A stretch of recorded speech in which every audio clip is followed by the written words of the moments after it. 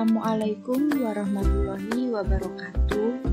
Di sini kami dari kelompok 8 kelas 1B Perbankan Syariah akan menampilkan hasil dari kelompok kami dengan anggota sebagai berikut. Pengertian komunikasi formal. Komunikasi formal adalah suatu proses komunikasi yang bersifat resmi dan biasanya dilakukan dalam lembaga formal melalui garis perintah atau sifatnya instruktif.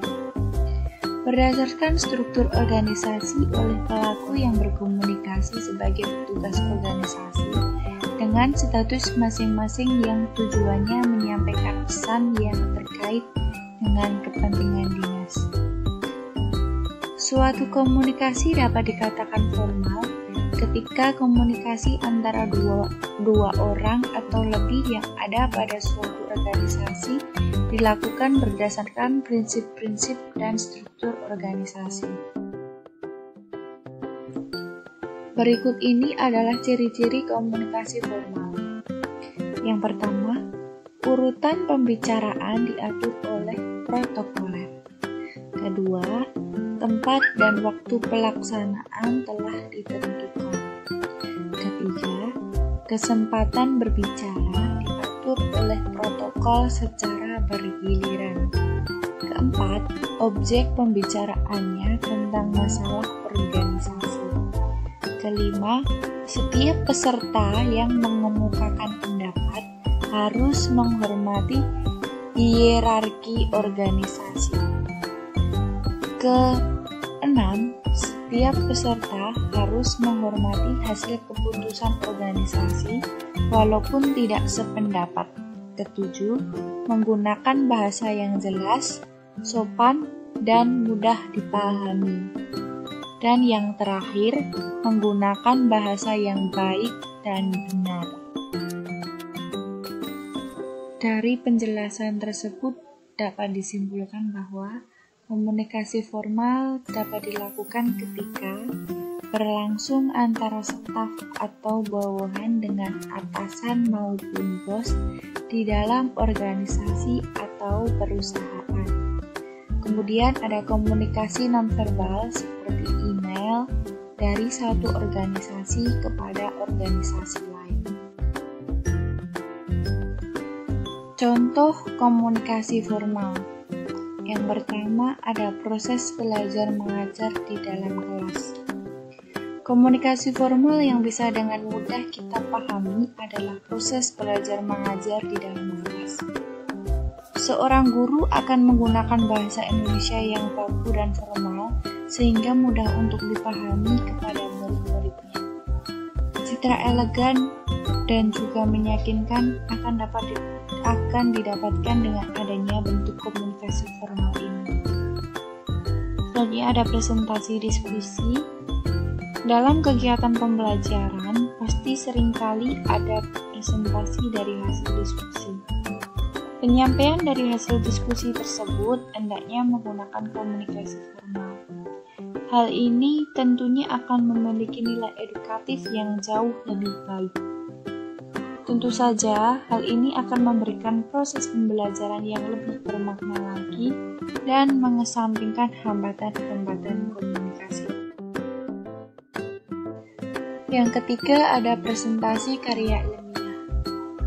Publikasi hasil dari karya ilmiah kita pada saat akan dipresentasikan pasti akan menggunakan jenis komunikasi formal. Walaupun mungkin kesannya menjadi kaku dan serius, tetapi justru itulah yang akan diharapkan. Komunikasi formal menunjukkan bahwa kita tidak sedang main-main dengan hasil karya ilmiah yang akan kita presentasikan. Dan yang terakhir di sini ada diskusi akademik. Kegiatan diskusi akademik sebagai akademisi, seseorang tentu perlu menggunakan bahasa yang santun dan tertata dalam.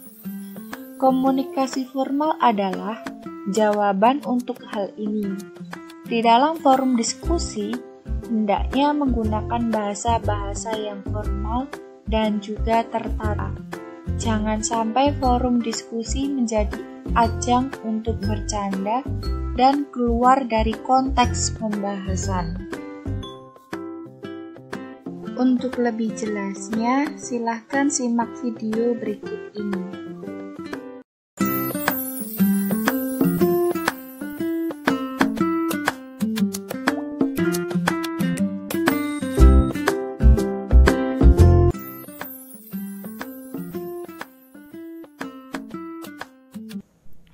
Assalamualaikum warahmatullahi wabarakatuh. Selamat pagi teman-teman.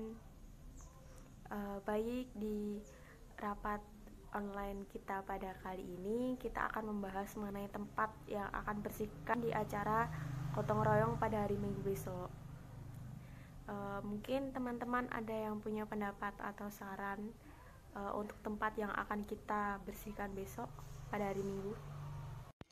Saya punya usul, mungkin kita dapat membersihkan sungai di ujung desa sana, karena menurut saya sungai tersebut dapat berpotensi menyebabkan banjir di musim penghujan seperti ini kalau kita tidak membersihkan sampahnya.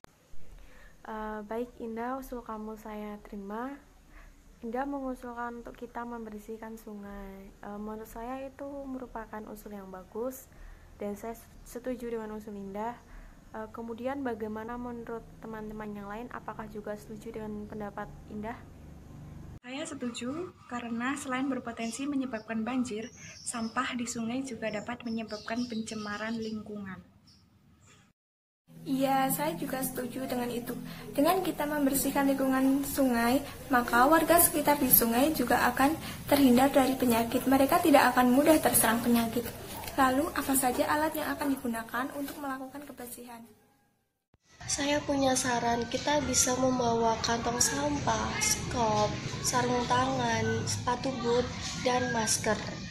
Bagaimana untuk teman-teman lainnya? Apakah punya saran lagi atau pendapat lagi?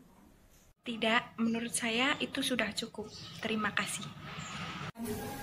Iya, tentu saya juga setuju. Saya satu pemikiran dengan Sekar.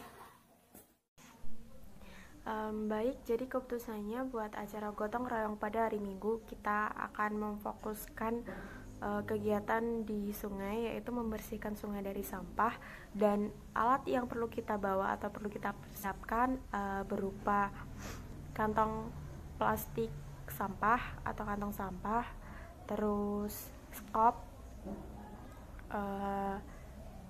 sepatu boot, sarung tangan, dan masker. Mungkin hanya itu saja yang perlu kita bahas pada rapat hari ini. Terima kasih untuk partisipasi teman-teman semuanya, dan selamat bertemu lagi di rapat online selanjutnya. Terima kasih. Wassalamualaikum warahmatullahi wabarakatuh.